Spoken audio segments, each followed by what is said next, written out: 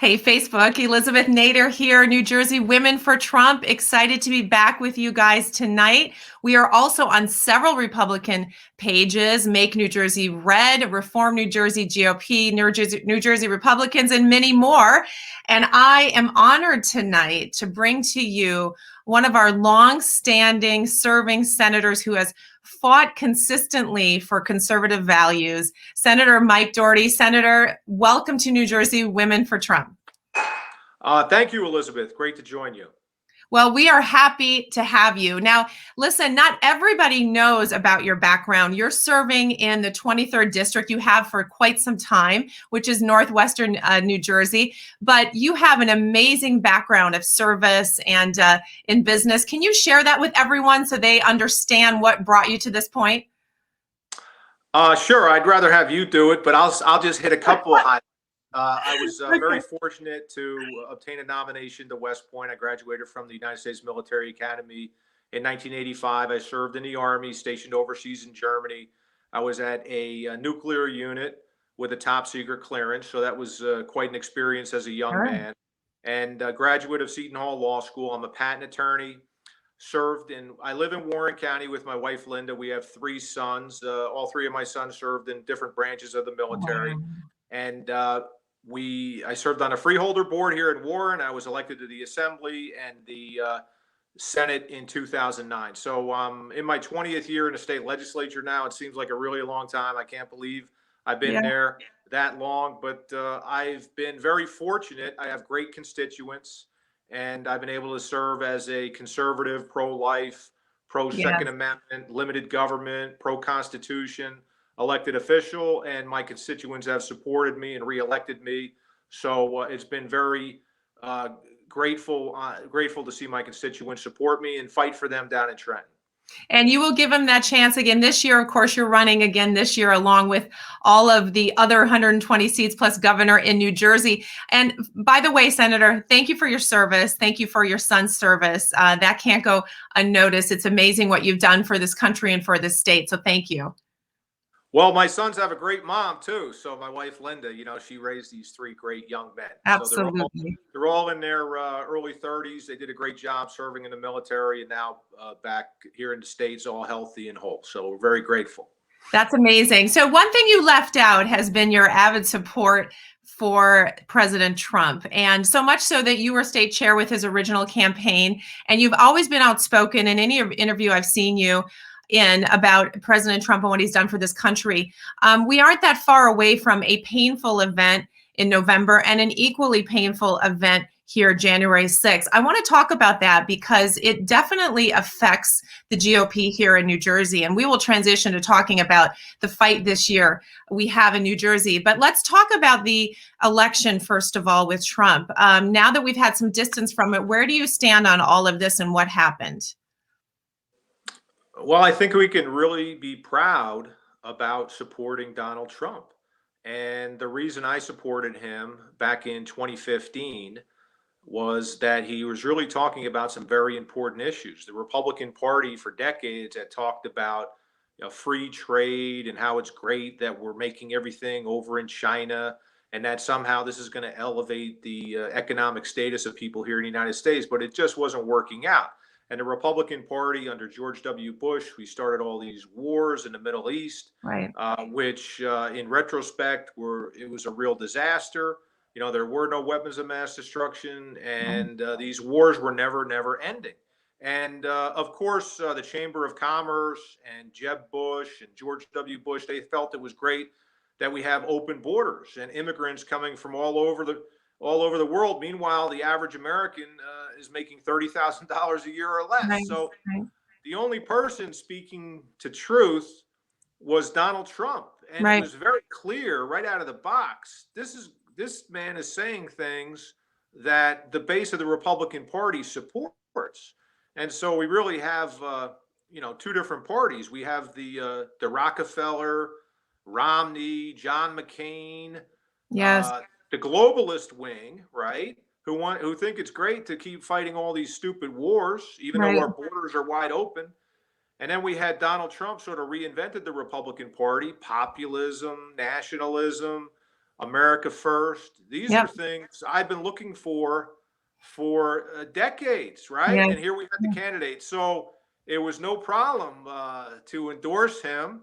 And I was really amazed, sort of, when I reached out to his office and said, "Hey, I'd like to endorse Donald Trump." This was back in October 2015. Right. And a couple hours later, my phone rings and it's Donald Trump on the phone, That's and he's great. thanking me for the endorsement. I said, "Wow, that's really a personal touch." So Yeah.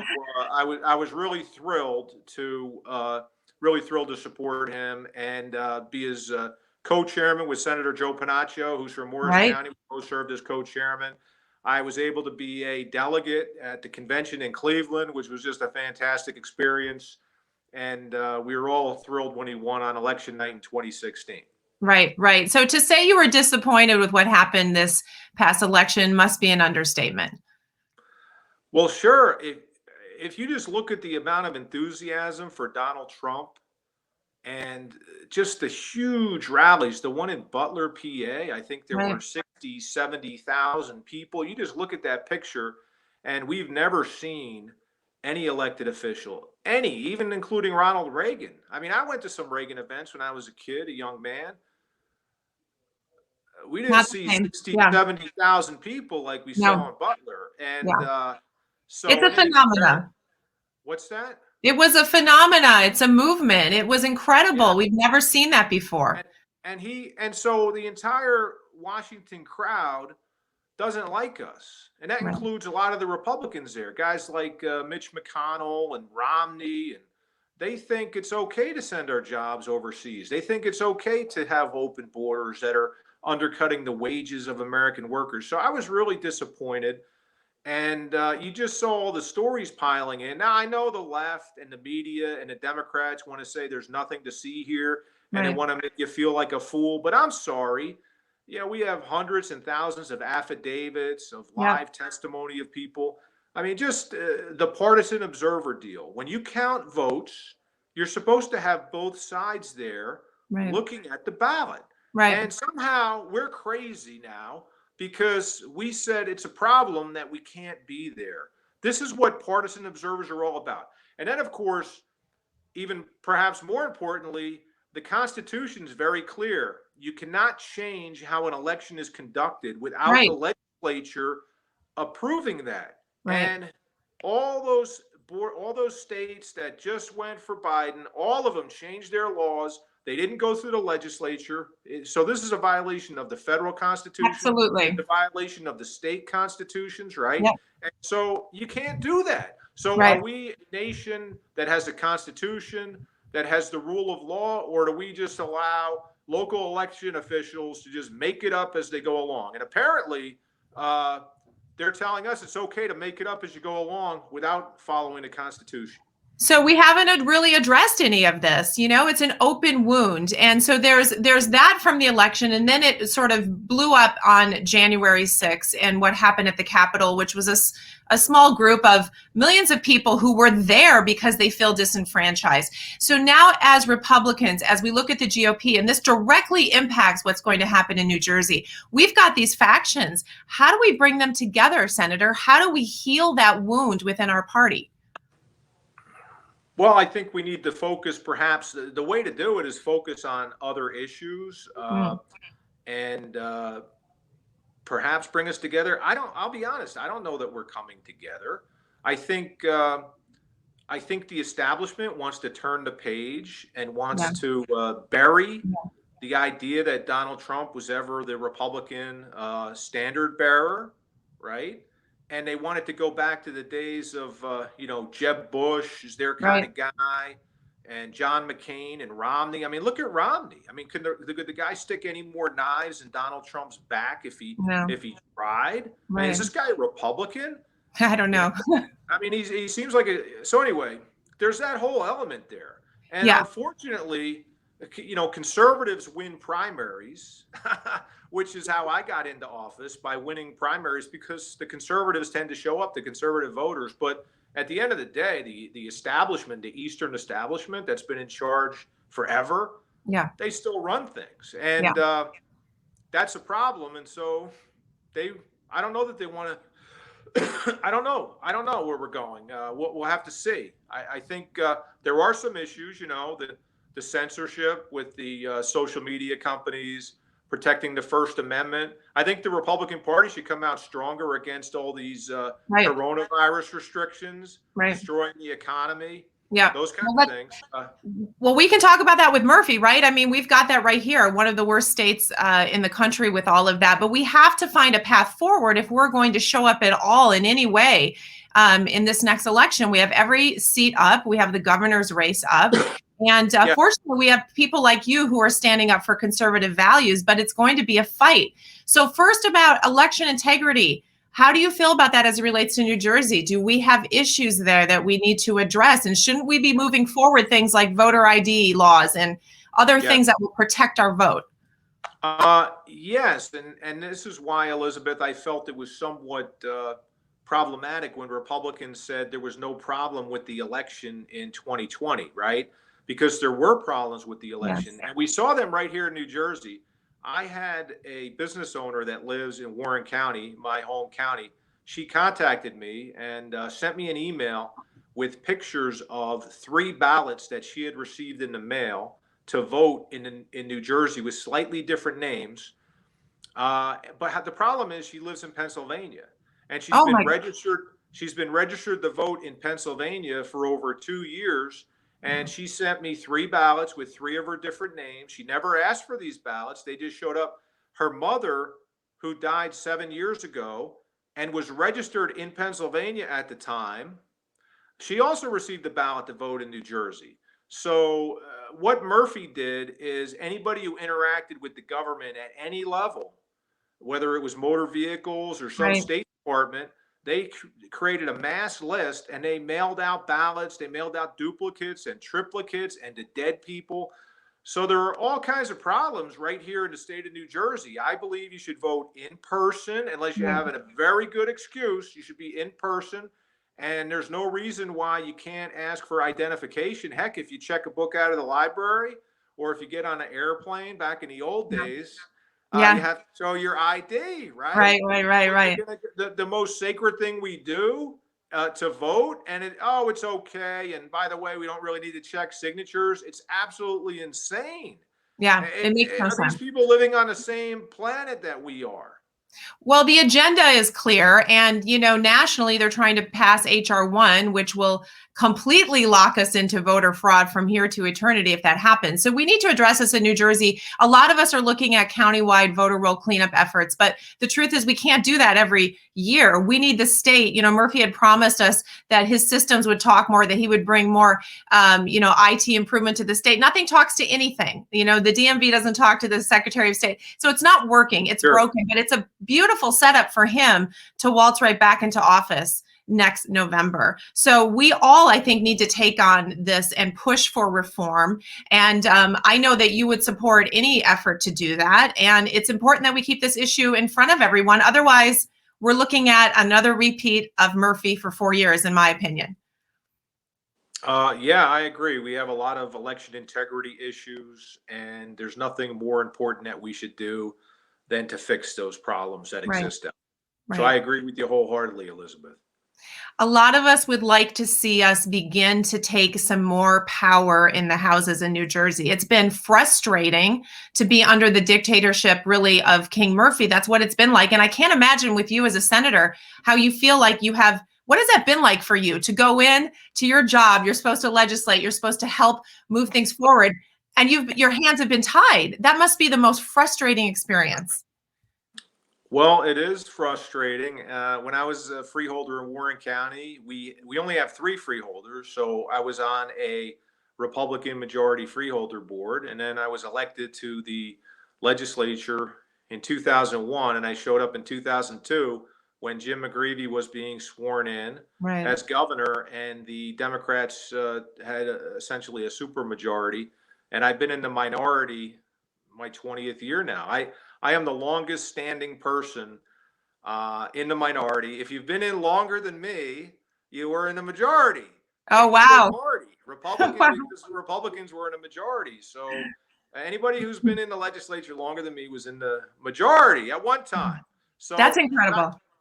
So it's been a little frustrating. I've been able to accomplish some things, such as public employees weren't always paying for their health benefits, and we were able to pass that legislation. I was able to sponsor that with Chris Christie as the governor. He signed it into law. So things like that. The Leonard Lance amendment to no borrowing without voter approval. That was a constitutional amendment. So there's been some successes, but it's mostly been frustrating, sort of beating your Yeah. head against the wall. Now, I think the big issue, Elizabeth, is the school funding. Right. And the suburban voters, the suburban moms who have kids in school, they don't realize how incredibly disadvantaged they are by the system. They'll send in some towns 10 times as much in income tax to Trenton Right. because they happen to make a little bit more in that town. But the Asbury Parks of the world will receive back from Trenton $25,000 of school funding, and our suburban towns will often receive $1,000. So you're sending in 10 times as much or more per person, man, woman, and child, and you're receiving 1/25th the amount back. And you know what? How you make up the difference? Local property taxes. So Right. Of course. this is you talk about an issue where Republicans, if we came together, and I've run the numbers all across the state of New Jersey, it really doesn't matter if you're in a Republican district with a Republican legislator or a Democrat legislator. If you're not in an urban area, basically, if you're in a suburban area or a rural area, you're really getting ripped off by the school funding system. And there's a lot of corruption, fraud that goes on with it. It's a friends and family hiring member in these urban school districts. So I think, and I have advocated for this issue, that's something Republicans can come together. Excuse me, and we can put a lot of Democrat legislators on the defensive, because when you look Yeah. at their towns, they're also getting ripped off. Their voters, Yeah. their constituents, their Sure. students, right? Yeah. So I think that's an issue that we can really fight for. Yeah, I love that. And I hope that we do. And that should be somewhat bipartisan if you start to look at the numbers. And of course, it's one of our number one issues that we have is the property taxes are just going through the roof. We can't keep doing this. People are fleeing the state. And Murphy just doesn't seem to care. So can we move the needle in the Senate this year? We were talking about, now there've been sort of a flurry of a few retirements and some changes, kind of hard to keep up with in this past week. But we were talking a few weeks ago about flipping 5 seats. So now where do we stand with the Senate? Do we have an opportunity here as Republicans, and where do you think we should be focusing? Well, I think it could be challenging. We did have a pickup with Senator Mike Testa in southern New Jersey, and he's been a real strong voice. Right. And Yeah. he basically took over when Jeff Van Drew went to Congress. Right. I think the Republican Party is going to be focusing on trying to maintain Senator Bateman's seat and also Tom Kaine's seat. They're both retiring. Right. The districts right now, it's tough. We're sort of hoping for redistricting to try to get some districts that are more favorable for electing Republican legislators. Right, right. And this cycle may not be that. It may be a focus on maintaining. Maybe if we can flip a few, we've got to start to see some momentum towards an equilibrium in Trenton. It's just been, like you said, 20 years in the minority is too long. Yeah. Well, Elizabeth, to your point, going back to the school funding, and basically school funding, we have high property taxes because the school funding is all fouled up. Right. And then there's a lot of corruption that occurs. There's a lot of overspending, a lot of frivolous projects that are done in these formerly known as Abbott districts, the urban districts. So in politics, when you can show somebody that you could possibly reduce their property taxes and you're fighting corruption, which is what's going on with the school funding. I'll just give you an example. The urban areas, they have houses that are very expensive. Like in Jersey City, they have some very expensive houses. I know Mayor Fulop bought a house for about $750,000. And he was paying, because they're an Abbott district, he was paying property taxes of about $7,500. Now, you can just run the numbers in your hometown. A house that's worth $750,000, you're probably paying, I'm going to guess, $25,000 a year. Right. That's closer, and right? So all the moms out there, right? All the moms and all the dads, and they want to take care of their kids. Well, here's how you take care of your kids. You stop letting Jersey City rip you off. Jersey City has a higher per capita income than a lot of our rural and suburban towns. Why the heck are they getting all this extra money? So I think that's an issue that Republicans could really tick off. I mean, you got to drive people to the polls, right? And you got to tick them Yeah. off about stuff, right? Yeah. Yeah. Like Florio free in '93, and how Yeah. Bradley almost lost to Christy Whitman for Senate back in, I think it was 1990 or 1990. Anyway, so the voters were ticked off, right? Yeah. That's Yeah. what you Yeah. got to do. And so this school funding thing would really tick voters off, and we could really drive to the polls. But every Republican needs to bang on the same sheet music, right? The same drum. If we did Yeah. that and just focused on this one issue, it would be fighting corruption and it would lower our property taxes. It's a win-win across the board. Okay, so Senator, can you lead us in that area? Lead us, and we'll all get our drums out. Well, I have been, and I was going around the state for a while making these presentations, and it was tremendously received. So yes, I will continue to do that. I really think if the Republicans this year in 2021, we use this as our flagship issue. I love yes, it. I will continue to do that. I'll just, Loretta Weinberg, probably the most liberal legislator in the Right. Senate, and she's going to retire. Right. So she represents Fort Lee, and Fort Lee, a very liberal town. But we told them how they were getting ripped off with the school funding, and I had the Fair School Funding Plan, and we presented it to the Fort Lee Board of Education, and the Fort Lee Board of Education passed a resolution 9-0 to support my Fair School Funding Plan. So here's Nice. Bergen County, represented all by Democrat legislators, but this town, when we showed them the numbers, realized that they were getting ripped off and they wanted it to change, and they supported my plan. So I think if the Republican Party got behind this, we'd force the Democrats to get on board as well, just to protect themselves from their own constituents. I love it. I love it. We're all going to get behind you on that. That's a clarion call. I love that issue. Another thing you've always fought for, you've always been consistent on the life issue. And we're also facing, that's a big thing we're facing right now with S3030. And I know you came out with the New Jersey Born Alive Abortion Survivors Protection Act. I know this is something that's important to you. First, I want you to tell everybody what you know about S3030, because it's kind of leaking out. Not a lot of people have been talking about it, but they need to be. This bill is worse than New York's, in my opinion. Talk about what it looks like for New Jersey.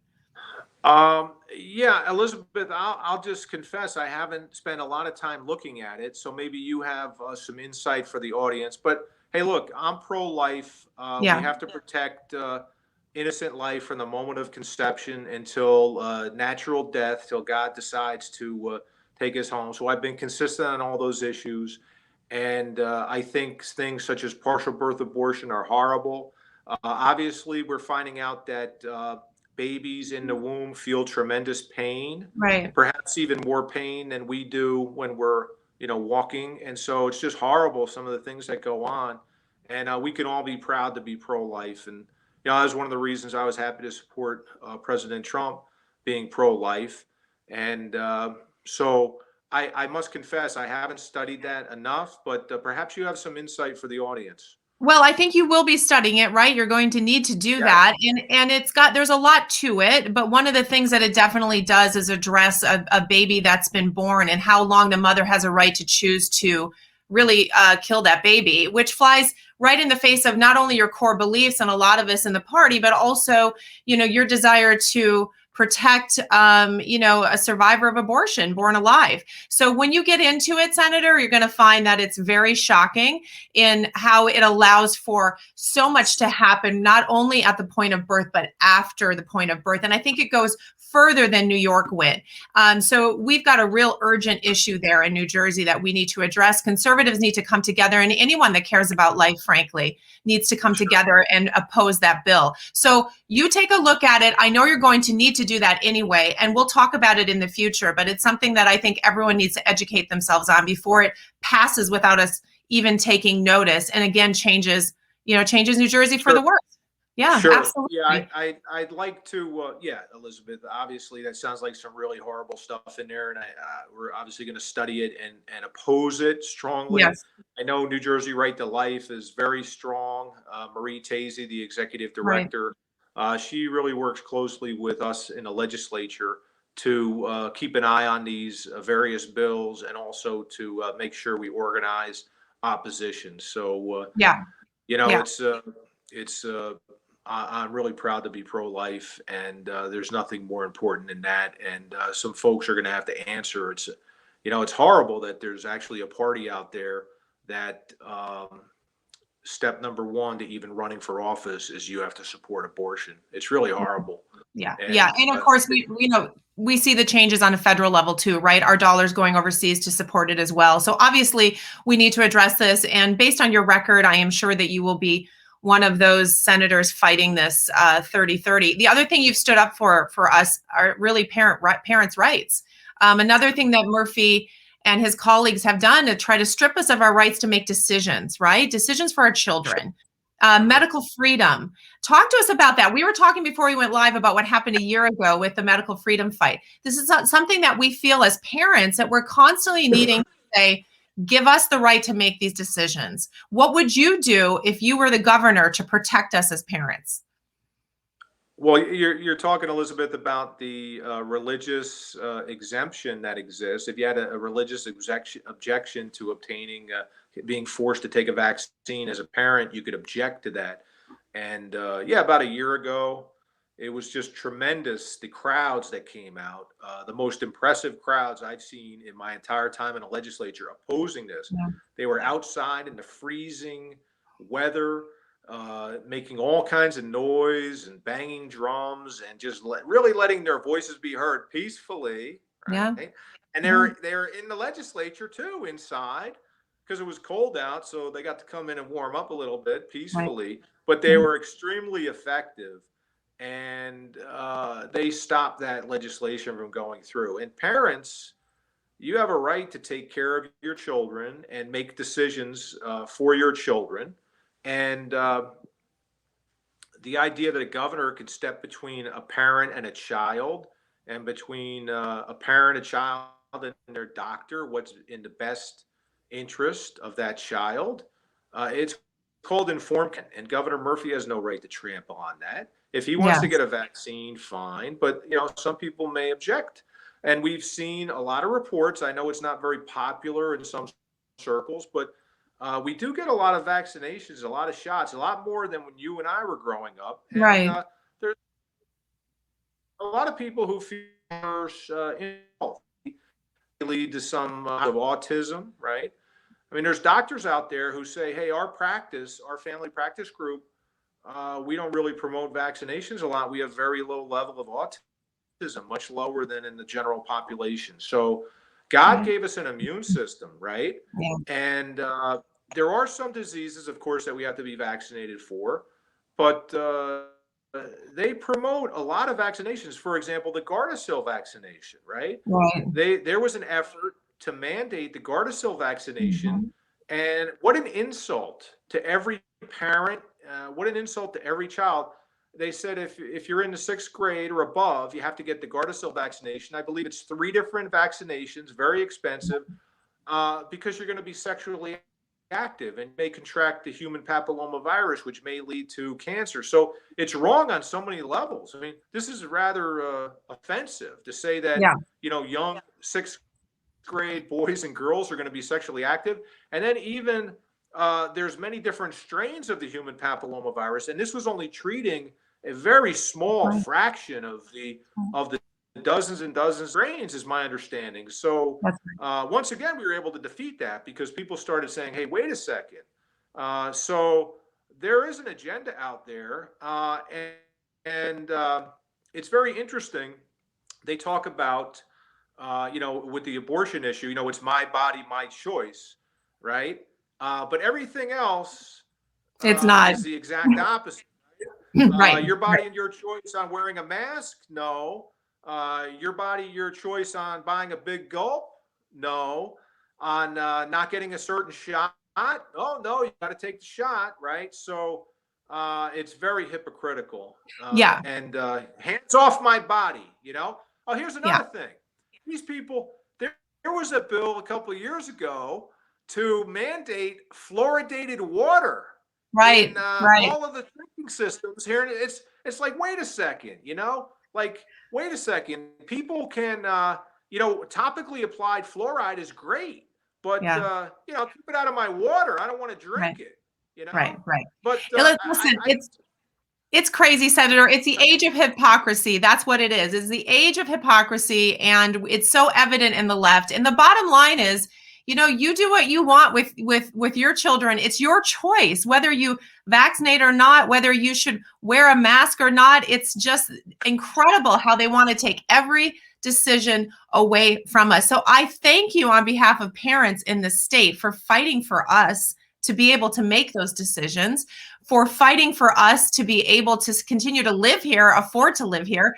Everything that you stand for is what we need to start to see reflected in the legislative decisions in this state. So until we leave, we will fight. We've been saying lately, fight, don't flee. A lot of people are leaving, but I'm here, Sure. You're here.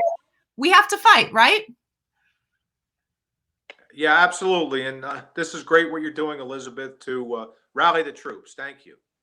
Well, thank you, Senator. And, I am sure that you're going to do great in the primary. I don't believe you're being primaried. So we're going to have you back after that during the general election so we can continue to hear your voice and get behind you and everything you're doing with our party. We appreciate you and everything you stand for. Thank you very much, Elizabeth. Thank you. Thank you, Senator. Have a great night. We'll talk to you soon. Guys, we'll see you next week. Thank you.